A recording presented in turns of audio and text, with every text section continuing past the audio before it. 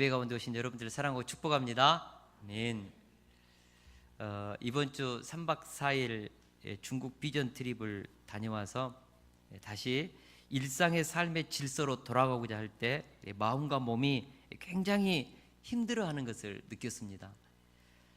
매일 1000번 이상씩 하는 학가다와 또 매일 성경 통독으로 읽는 말씀, 그리고 금요일이면 습관적으로 준비해야 하는 주보와 또 주일에 선포해야 될 말씀, 이런 것들을 준비하는데 이게 잘 되지 않았습니다. 왜냐하면 중국 비전 트립을 통해서 겪은 수많은 그런 사건들, 그리고 인간관계 속에서 일어나는 감정의 혼란, 그리고 몸의 피곤함, 이런 것들이 나를 괴롭혔기 때문입니다. 그러면서 영성이란 무엇인가에 대해서 곰곰이 묵상해 보았습니다. 그것은 어떤 상황에서도 나의 삶의 질서를 잘 유지하는 내면의 힘인 것을 깨달았습니다. 그것은 단순한 삶의 패턴의 질서가 아니라 마음의 질서이며 정돈된 생각과 순결한 영성의 질서입니다. 이것을 위해서 가장 중요한 것이 무엇일까? 하나님의 그 말씀이 내 생각과 감정과 마음과 의지와 언어를 지배하도록 하는 것입니다. 하나님의 말씀이 내 생각을 장악하는 것이죠. 심지어 내 생각만 장악하는 것이 아니라 내 감정과 의지까지 하나님의 말씀이 장악하게 하는 것입니다. 사단은 끊임없이 우리의 생각을 공격합니다. 우리의 생각 속에 혼란함을 심어 넣습니다. 여러분, 혼돈은 하나님이 없는 사람의 특징입니다. 하나님이 창조하신 세계는 질서정연합니다. 사실을 사실로 보지 못하게 하고 과거의 상처와 느낌과 혼탁한 생각을 넣어서 사실을 해석하게 함으로써 우리의 마음을 어둡게 하고 두렵게 합니다. 사실을 사실로 보지 못하고 섞여진 느낌과 왜곡된 생각이 들어올 때 우리의 감정은 혼란스러운 광야가 되는 것입니다. 감정이 광야같이 혼란스러우면, 어두우면 언어가 어둡고 또 삶의 행동이 실제적으로 굉장히 혼란스럽습니다. 그리고 감정이 혼란스러우면 의지가 혼란한 감정에 끌려다닙니다. 그렇게 될 때 우리의 언어와 행동이 불평과 원망과 두려움으로 출력되어 나오는 것이죠. 하나님은 우리를 어둠에서 불러내어 그의 기이한 빛에 들어가게 하셨습니다. 하나님의 말씀이 선포되기 전에 창세기 1장에 보니까 세상은 혼돈과 공허와 흑암이 깊음에 있다고 했습니다. 그런데 하나님께서 빛이 있으라 말씀이 선포되어질 때 혼돈과 공허 속에 질서가 생기고 생명이 채워지고 어둠이 빛으로 그렇게 구별되어지는 것을 보게 됩니다. 저는 원리는 언제나 똑같다고 믿습니다. 하나님의 말씀이 없을 때, 하나님의 통치가 이루어지지 않는 곳에는 혼돈과 공허와 흑암이 깊음에 있고 감정도 항상 혼란스럽습니다. 그래서 언어의 일관성이 없고 삶의 무질서 속에서 무질서한 사랑을 하게 되는 것입니다.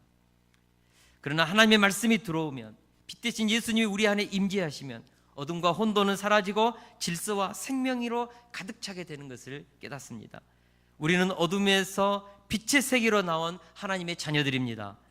우리를 어둠에서 불러내어 그의 기이한 빛에 들어가 하신 우리 주님을 우리가 바라보면서 생명력 있는 신앙생활을 해야 된다고 믿습니다. 오늘 말씀의 제목은 언약궤 뒤를 따르라입니다. 언약궤란 무엇일까? 영어 성경, NIV 영어 성경에 보니까 The Ark of the Covenant입니다.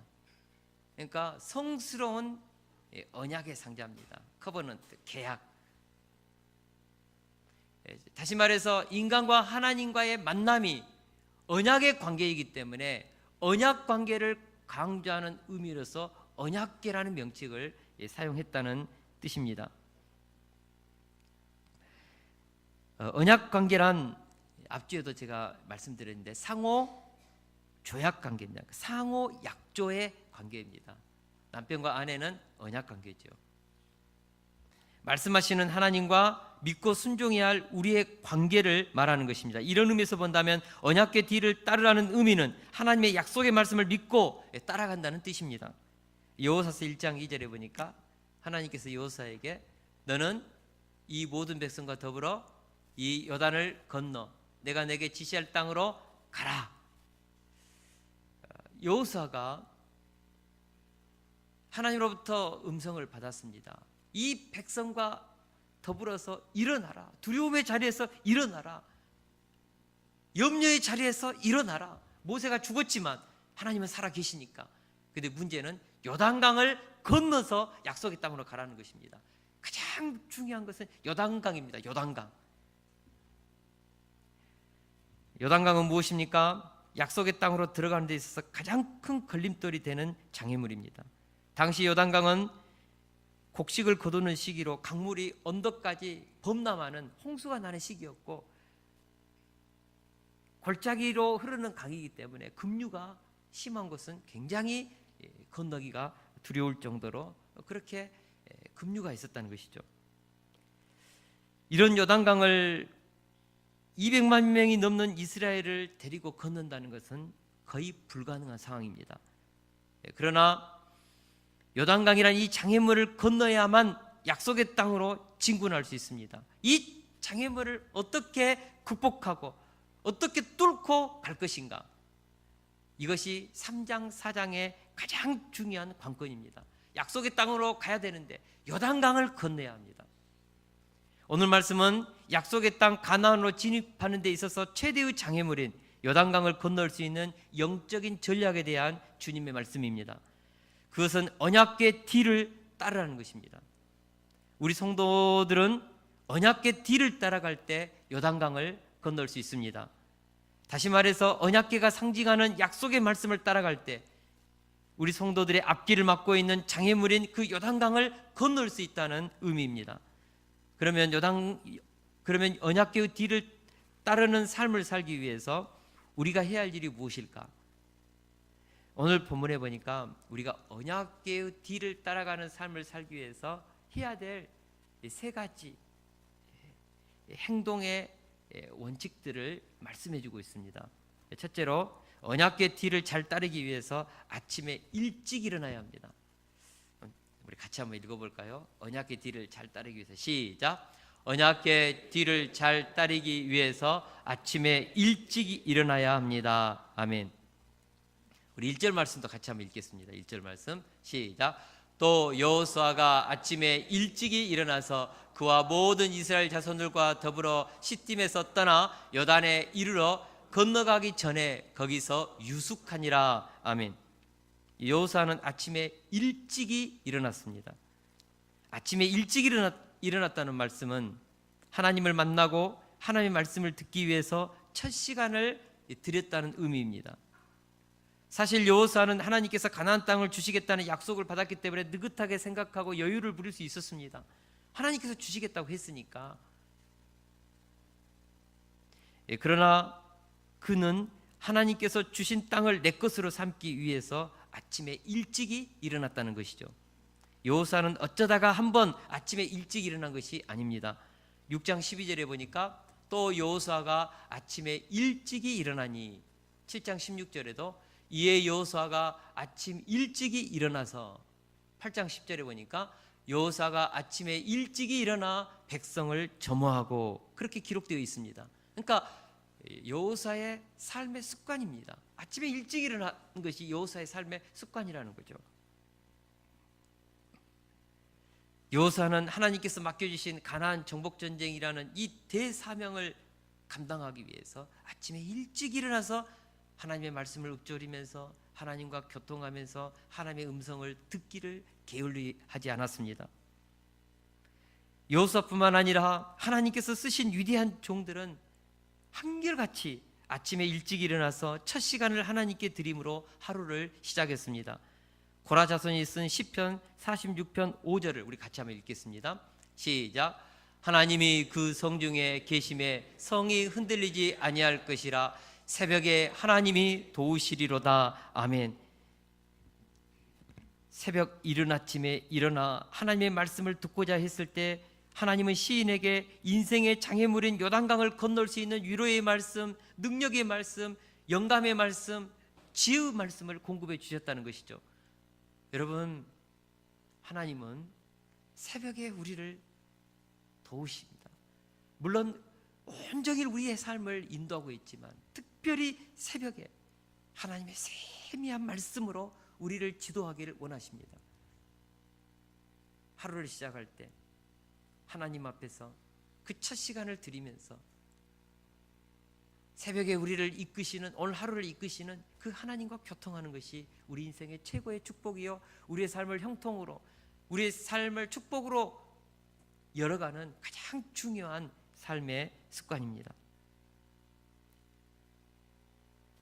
시편 119편 147절에서 148절도 우리 같이 한번 읽어보겠습니다. 시작. 내가 날이 밝기 전에 부르짖으며 주의 말씀을 바라싸우며 주의 말씀을 조용히 읊조리려고 내가 새벽녘에 눈을 떴나이다. 아멘. 이른 아침 새벽에 하나님의 음성을 듣고자 말씀을 읊조리고자 벌떡 일어났다는 것입니다. 조용히 그 새벽에 하나님과 교제하기 위해서, 하나님으로부터 들려오는 그 세미한 그 하나님의 진리의 음성을, 생명의 음성을, 축복의 말씀을 듣기 위해서 그 새벽녘에 아무도 활동하지 않는 그 미명에 눈을 떴다. 뭐 하기 위해서요? 하나님과 교제하기 위해서요. 여러분, 그런 심령에, 그런 영혼에 하나님의 말씀이 살아 움직이는 것이죠.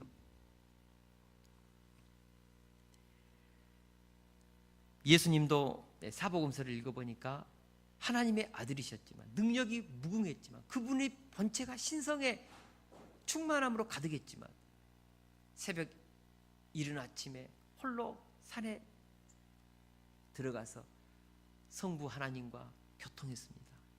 제자들이 눈을 비비고 떠보면 주님이 어디 계셨는지 안 보여요. 찾아가 보면 홀로 들에서, 산에서 아버지와 교통하고 있었습니다. 우리 주님께서 그랬다는 것이죠. 하물며 인간인 우리가 끊임없이 욕망과 두려움과 감정으로, 상처로 들끓는 우리가 하루를 시작할 때 우리의 감정 속에 혼탁한 감정으로, 정말 어떻게 보면은 두려움으로 시작할 수 있지 않습니까?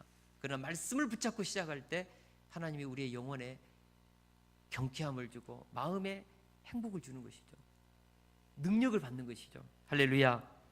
칼라일은 장차 위대한 일을 하고 싶으면 아침에 일찍이 일어날 수 있어야 한다고 했습니다. 여러분, 위대한 인생을 살고 싶으면 아침에 일찍 일어나십시오. 정지영, 하나님 믿지 않는 정지영 회장도 새벽 3시에 일어났다고 했다고 그래요. 그분은 성경을 읽지 않고 아침 조간신문을 다 읽었다고 합니다. 대단한 그런 자세죠. 삶의 습관이죠. 우리는 세계를 경영하시는 하나님을 따라가기 위해서는 아침에 일찍 일어나는 것은 굉장히 중요합니다. 허드슨 테일러가 했던 말입니다. 우리 같이 한번 읽겠습니다. 시작. 나의 헌신과 행복의 비결은 하루를 어떻게 시작하느냐에 달려 있습니다. 연주자는 음악회가 시작되기 전에 악기를 조율합니다. 음악회가 끝난 뒤 조율한다면 어리석은 일이겠지요. 나는 아침에 일찍이 일어나면서 하나님의 뜻에 내 생각을 맞추는 일부터 시작합니다. 그러면 인생이 보람되고 행복해집니다. 중국의 위대한 선교사, 개신교의 위대한 선교사 허드슨 테일러가 했던 말이죠. 그는 아침에 일찍이 일어나서 자신의 생각을 하나님의 뜻에 조율했다는 것이죠. 음악가는 음악을, 연주를 시작하기 전에 반드시 악기를 조율합니다. 연주가 끝난 후에 악기를 조율하는 음악가는 이 세상에 한 사람도 없습니다. 우리는 하루를 시작하기 전에 내 생각을 조율하는 것이죠. 하나님의 뜻에 내 마음을 조율하는 것이죠. 과거의 상처 속에서 어제 그 감정이 오늘 하루를 또 이끌어 가려고 할 때 말씀을 가지고 그런 그 감정들을 내가 그리스도 안에서, 말씀 안에서 정돈하고 질서 있게 생각을 정리하고 오늘 또 나는 행복을 선택하겠다, 긍정을 선택하겠다, 진리를 선택하겠다, 하나님 앞에 결단하고 하루를 시작할 때 우리 행복의 문이 열리고 형통의 문이 열리고 축복의 문이 열린다고 믿습니다. 반면에 아침에 늦게 일어나서 허둥대면 하루를 망치게 됩니다. 저도 아침에 일어나면 곧바로 성경책부터 펴서 읽으려고 합니다. 몸부림을 치죠. 그래서 그날 하루 성경 읽기 분량을 아침에 끝내고 시작하려고 합니다. 그러나 어떨 때는 성경책보다는 스마트폰을 먼저 이렇게 딱 펴서 혹시 뭐 카톡에 무슨 새로운 소식이 없는지 문자를 보고 또 뉴스를 검색하고 시작할 때도 있습니다. 그러면은 굉장히 마음이 허전해요. 하루를 시작할 때 생기가 돌지 않습니다. 그러나 말씀을 읊조리고 그 말씀을 가지고 무릎을 꿇고 그리고 그 말씀이 끝나면 핫가다를 탁 개수기 들고 아침을 탁 핫가다 하면서 시작하면요, 얼마나 내 영혼이 춤을 치는지요, 마음이 뛸 듯이 기쁜지요. 저는 우리 세숫교회 성도님들이 아침의 첫 시간을 하나님께 드리는 이 아름다운 무브먼트, 새로운 운동을 할 수 있기를 축원합니다. 아침의 첫 시간을 눈을 탁 뜨면 우리 성경책 말씀을 펴놓고 읽기 시작한다든지 아니면 핫가다를 그냥 누르면서 한 30번 해보고 세수를 시작한다든지 말씀을 읊조리고 그리고 기도하면서 하루를 시작하는 그런 역사가 있기를 축원합니다. 말씀을 읽고 묵상하고 그 말씀으로 기도하면서 하루를 시작하는 것이 바로 언약궤 뒤를 따라가는 삶의 시작입니다. 요즘 갈수록 세상은 혼탁해지고 죄악의 탕류가 거세지고 있습니다. 죄악의 밤은 깊어지고 있습니다. 많은 사람들이 저녁형 인간으로 라이프 스타일이 바뀌고 있습니다. 새벽형 인간이 사라지고 있습니다. 그런 하나님의 구속사를 이루기 위해서 우리의 삶의 라이프 스타일을 새벽형 인간으로 만들어내야 합니다. 그럴 때 우리가 시대를 선도할 것입니다. 세계 역사를 경영하시는 하나님의 구속사에 우리가 역사의 주역들로 쓰임 받을 것입니다. 할렐루야.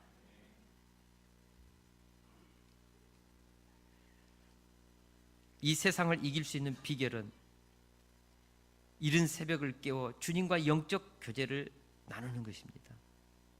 그리고 내 인생을 이끄시는 그 언약궤의 뒤를 아침부터 일찍 일어나서 그 뒤를 따르고자 결단하면서 나아갈 때 저는 우리의 삶 가운데 정말 하나님의 기적의 문, 형통의 문, 성공의 그 문이 저는 열릴 줄로 믿습니다. 둘째로 언약궤 뒤를 잘 따르기 위해서는 기다림의 시간이 필요합니다. 우리 1절 하반절에서 2절 말씀을 같이 한번 읽겠습니다. 시작. 시딤에서 떠나 요단에 이르러 건너가기 전에 거기서 유숙하니라. 사흘 후에 관리들이 진중으로 두루다니며. 아멘. 여호사와 그의 백성들은 시딤을 떠나 요단강 주변에 도착했을 때 3일의 시간을 가졌습니다. 왜 3일일까? 3일 후에 말씀이 왔기 때문에 그들은 말씀이 오기까지 기다렸던 시간이 3일입니다. 사실 여호사는 두 정탐꾼의 보고를 받은 이후 마음이 엄청나게 바빴을 것입니다. 가나안에 있는 모든 족속들이 마음이 녹아버리고 정신을 잃고 하나님을 두려워한다는 그 말을 들었을 때 얼른 그 가나안 땅에 가서 그 땅 접수하고 싶지요 지금. 그러나 시딤에서 떠나서 요단 강변에 딱 다다랐을 때 여호사는 조급한 마음으로 뗏목을 만들고 아니면 돌아갈 길 없는가 막 연구하지 않고, 뭐 급류만 있는 것이 아니라 물이 잔잔하게 흐르는 것도 있잖아요. 여러 가지 전략을 구사하지 않고 딱 도착해서 바로 그곳에서 3일을 유숙했죠. 이유가 뭘까요? 요단강을 건널 수 있는 하나님의 영적 전략을 듣기 위해서입니다. 하나님의 그 음성을 듣기 위해서입니다. 우리가 구속사를 이루는 영적 전쟁을 위하여 밤낮으로 열심을 다하여 헌신하는 자세는 저는 반드시 필요하다고 봅니다. 그러나 큰 전쟁을 위하여서 쉬는 시간, 생각하는 시간, 묵상하는 시간, 주님의 음성을 듣는 시간, 자신을 돌아보는 시간이 우리에게는 필요합니다. 한국 사람 하면 세계에서 가장 열심히 일하고 최고의 근면성을 가진 부지런한 민족으로 전 세계가 인정하고 있습니다. 빨리빨리가 우리 민족성을 상징하는 언어로 모든 세계인들에게 회자되고 있을 정도입니다. 그만큼 우리는 쉬지 않고 부지런히 뛰었습니다. 근데 이번에 중국 북경에 가보니까 중국 사람들은 만만디잖아요. 근데 중국 사람도 빨리빨리 막 그냥 조급하게 움직이더라고요. 이유가 뭘까? 이유는 한 가지, 돈 벌기 위해서. 어떻게 하든지 돈 벌기 위해서. 와, 중국 사람도 요즘에는 빨리빨리 움직입니다. 근데 이것은 우리만의 어떤 문화가 아니라 앞으로 종말을 향해 가는 급히 빨리빨리 움직이는 마지막 시대의 분위기다. 그런 생각을 갖습니다. 그러나 빨리빨리 움직이고 조급하게 나아갈수록 실수를 하게 되고 인간성을 상실하게 되고 영성의 깊이를 잃어버리죠. 우리가 빨리빨리 움직임에도 불구하고 경제는 발전했지만 노벨상을 취득하는 노벨상을 얻는 그런 의학이나 과학 분야에서 한 명도 배출되지 못했습니다. 이유가 뭘까? 창의성의 부재입니다. 영감의 부재입니다. 상상력의 부재입니다. 인스퍼레이션, 영성, 영감, 이것이 자꾸 사라지는 거죠. 창의력과 상상력 그리고 새로운 도전을 위한 창조적 에너지는 쉼을 통해서 올 때가 많습니다. 우리가 잘 아는 아르키메데스가 목욕물이 넘쳐 흐르는 것을 보면서 유레카를 외쳤던 것도 잠시의 그 휴식 타임 속에서 오는 영감이었습니다. 바로 그것이 3일의 시간 속에서 우리에게 올 때가 너무나 많다는 사실입니다. 그래서인지 불교의 조계종은 스님들에게 여름에 100일 그리고 겨울에 100일 각각 기도의 도량에 파묻혀서 두문불출할 것을 강권하고 있습니다. 다시 말하면 조계종에 있는 스님들은요 100일 하한 거, 여름에 100일 그냥 두문불출하고 어떤 그 면벽하는 시간이 있죠. 겨울에는 100일 동한 거 의무적으로 갖도록 강권한다는 것이죠. 왜요? 불교계의 앞날을 위해서 그 영성의 그 깊이를, 그 신앙의 깊은 곳을 파내기 위해서 그렇게 1년에 200일을 그렇게 면벽하면서 스스로의 마음을, 정신을 수련하도록 돕는다는 것입니다. 이런 의미에서 우리 기독교는 깊고도 격조 높은 수도사적 영성관리 시스템이 없습니다. 카톨릭은 수도원이 있어서 이런 것들을 합니다. 우리 기독교에는 이것이 없습니다. 고작해야 안식년을 갖는데 그것도 큰 교회나 같지 작은 교회는 꿈도 못 꿉니다. 왜 한국 교회 안에 영적 자원이 갈수록 빈곤해질까? 영적 깊은 묵상을 해내는 집중력을 가질 수 있는 시스템이 부재하기 때문입니다.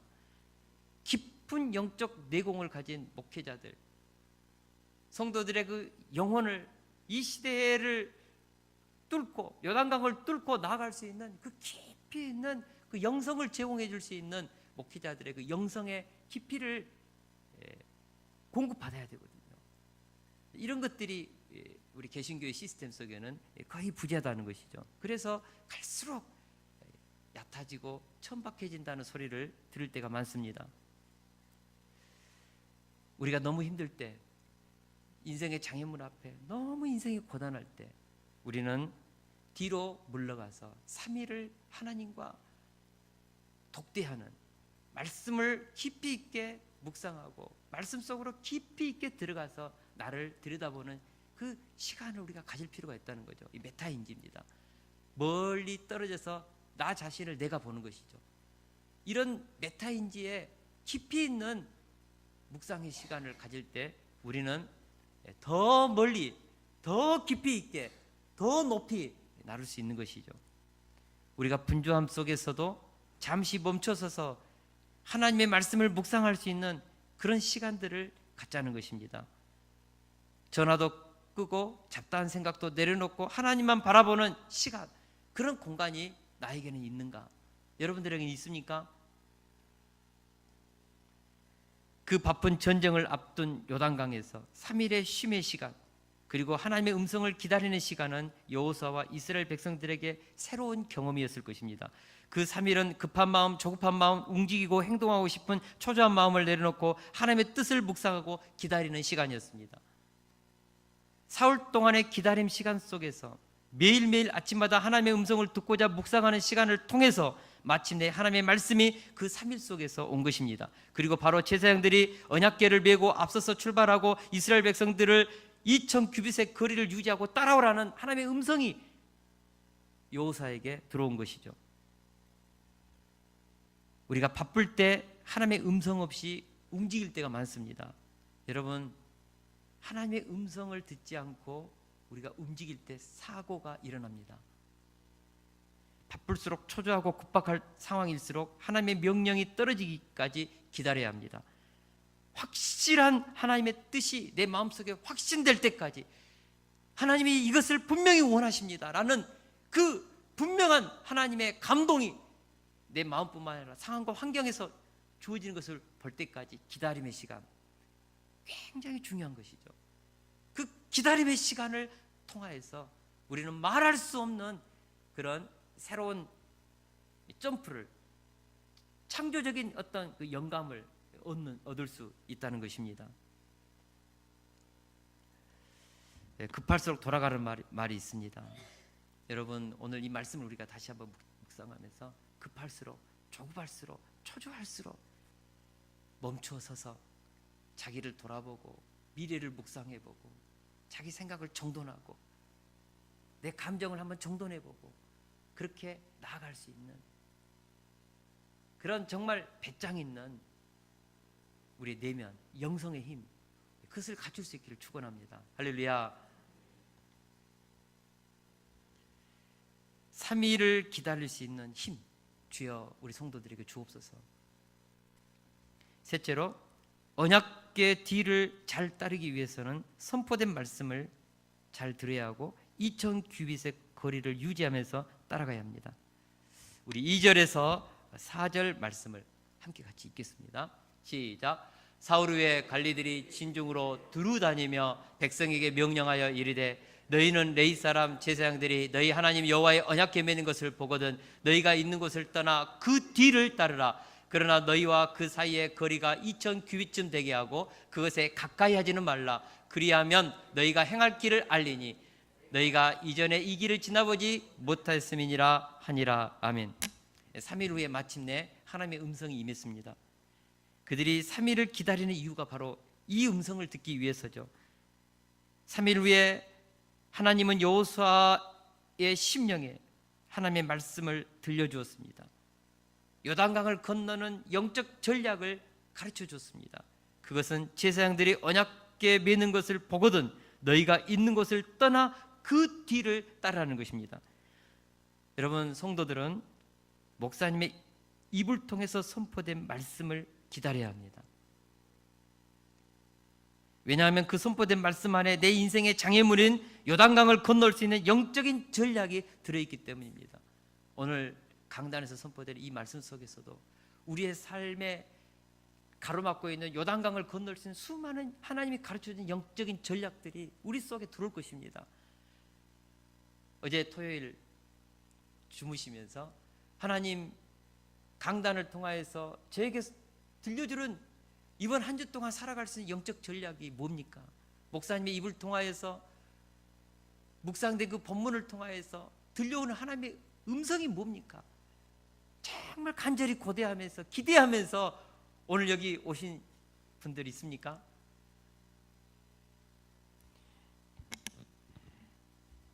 많은 분들이 강단에서 선포되는 이 말씀을 단순하게 그냥 설교로만 듣습니다.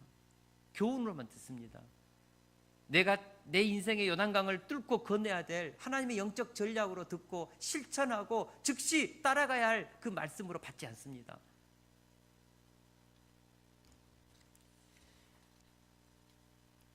저는 우리 성도님들이 강단에서 선포된 말씀을 하나라도 놓치지 않고자 길을 쫑긋거리고 마음을 경건하게 준비하고 눈을 부릅뜨고 들을 수 있기를 축원합니다. 그런 준비된 심령에 말씀의 역사가 일어납니다. 듣고자 만반의 준비를 갖출 때 내 인생을 가로막는 요단강을 건너는 영적 전략들이 내 심령에 오는 것입니다. 저는 우리 박경옥 권사님이 강단에서 선포되는 말씀을 듣는 자세를 보면요, 얼마나 감동이 되는지 모릅니다. 막 그냥 눈을 막 부릅뜨고 말씀을 듣고 감동이 되면 기록도 하고, 거기로 끝나는 것이 아니고 또 집에 가면 또 그냥 홈페이지에 들어가서 오늘 기록된 이 말씀은 우리 홈페이지에 그대로 올리거든요. 그럼 그것도 읽어보고 또 영상으로 또 듣고, 그래서 그분의 그 영성이 자꾸 이렇게 업그레이드 되는 것을 보게 됩니다. 여러분, 폐암 사기면요, 정신을 잃고 마음이 낙심이 되어서요, 사람이 살아갈 의욕을 잃어버립니다. 그런데도 다 보면 담다디하게 정말 그 삶의 장애물을 뚫고 나가지 않습니까? 이것이 뭐죠?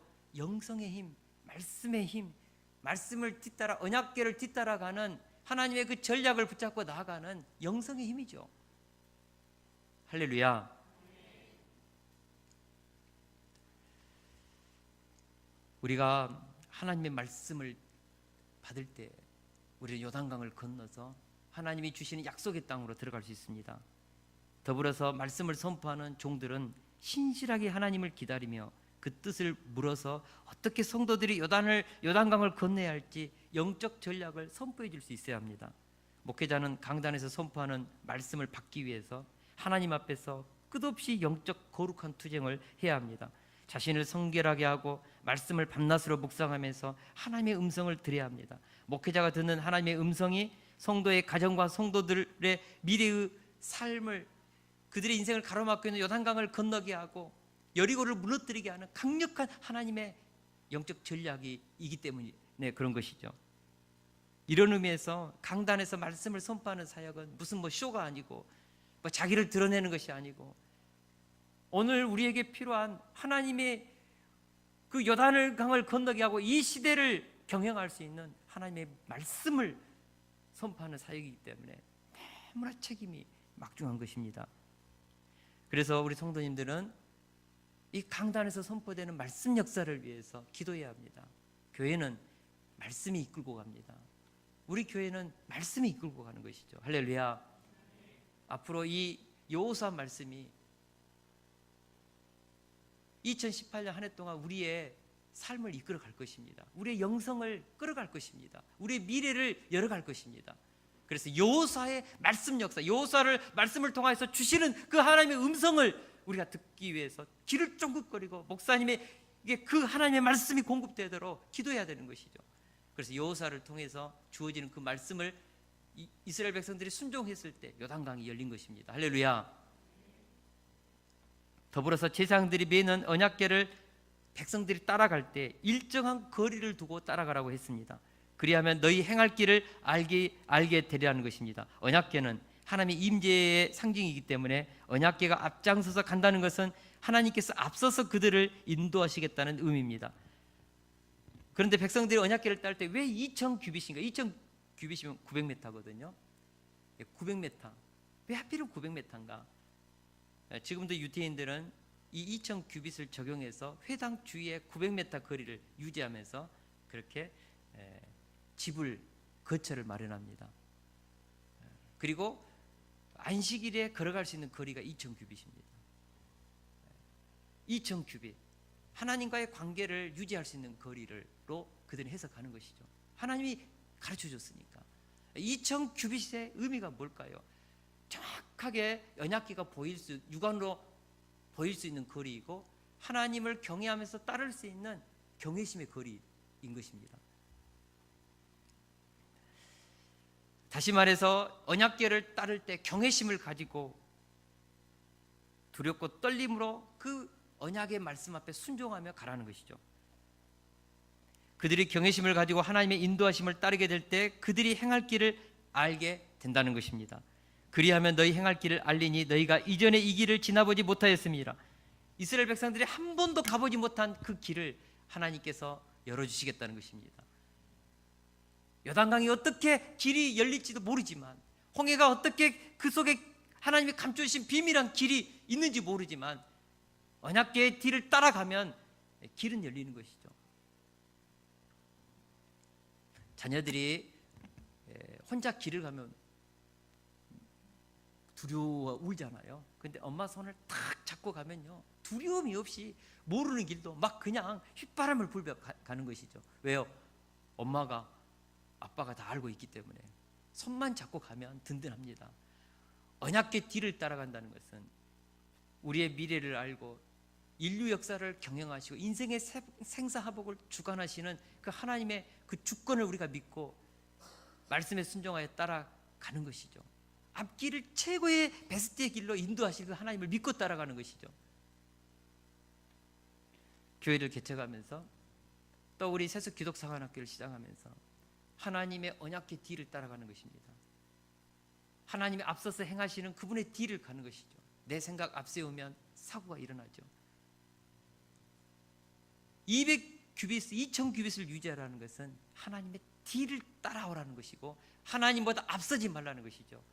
경외심을 가지고 말씀에 순종하여 따라오라는 것이죠. 그리하면 요단강은 열리고 철옹성 여리고는 무너뜨리고 가나안의 거대한 아낙 자손도 이길 수 있습니다. 우리 인생의 여정에서 가장 불안하고 두려운 것은 우리가 장래에 나가야 할 길을 알지 못한다는 것입니다. 우리 잠언서 27장 1절을 같이 한번 읽어보겠습니다. 시작. 너는 내일 일을 자랑하지 말라. 하루 동안에 무슨 일이 일어날는지 내가 알 수 없음이니라. 우리는 한치의 앞을 내다볼 수 없기 때문에 미래를 생각할 때 불안하고 두려워할 수밖에 없습니다. 그러나 하나님을 의지할 때 마음이 든든하게 되는 것입니다. 하나님을 의지하면 여러분 갈 바를 알지 못하지만 그 마음에 든든함이 있습니다. 희한하지요. 그 든든함, 확신, 흔들리지 않은 그 뭔가 모르는 마음의 그 담대함, 좀 세속적으로 말하면 배짱 막 이런 것들이 있습니다. 제가 그걸 경험할 때가 많았거든요. 가진 것은 쥐뿔도 없는데 하나님의 언약궤를 따라갈 때 우리의 삶 속에 그런 자신감이 있습니다. 저는 이런 은혜가 우리 세속교회 성도들에게 임할 수 있기를 축원합니다. 저는 찬송가 375장 나는 갈 길을 모르니를 참 좋아합니다. 나는 갈 길 모르니 주여 인도하소서. 어디 가야 좋을지 나를 인도하소서. 어디 가야 좋을지 나를 인도하소서. 2절에 보니까요, 아무것도 모르니 나를 가르치소서. 어찌해야 좋을지 나를 가르치소서. 3절에 아이같이 어리니 나를 도와주소서. 힘도 없고 약하니 나를 도와주소서. 4절에 보니까 마음 심히 슬프니 나를 위로하소서. 의지 없이 다니니 나를 위로하소서. 이 찬양을 우리가 가사를 묵상하면 언약궤를 따라가는 우리들의 그 모습을 연상할 수 있습니다. 우리 인간이요 대단한 것 같지만 무능무지합니다. 제가 이번에 시리아에 막 그냥 토마호크 미사일을 날리고 막 폭격했잖아요. 북한은 핵무기를 만들고 미소 간에 어마어마한 지금 신냉전 체제를 막 자관 그런 구도로 가고 있지 않습니까? 근데 우리 하나님은요, 그들이 만든 인류 최고의 핵무기를 만들어도 하나님의 손은요 장난감에 불과합니다. 하나님이 역사를 이끌어 가십니다. 하나님이 세계 역사를 주관하고 계십니다. 우리가 그것을 믿을 때 우리가 이 여호사를 읽어보면 온 땅을 주관하시는 하나님이라는 말이 두 번이나 반복되거든요. 3절에서 4절에 3절 4장을 보면 우리 하나님은 온 땅을 주관하시는 주재자이시죠. 세상 역사를 주관하시는 주재자이시죠. 그분의 뒤를 언약궤를 따를 때 승리가 있고 그곳에서 우리는 기적을 체험하는 것입니다. 말씀을 정리하겠습니다.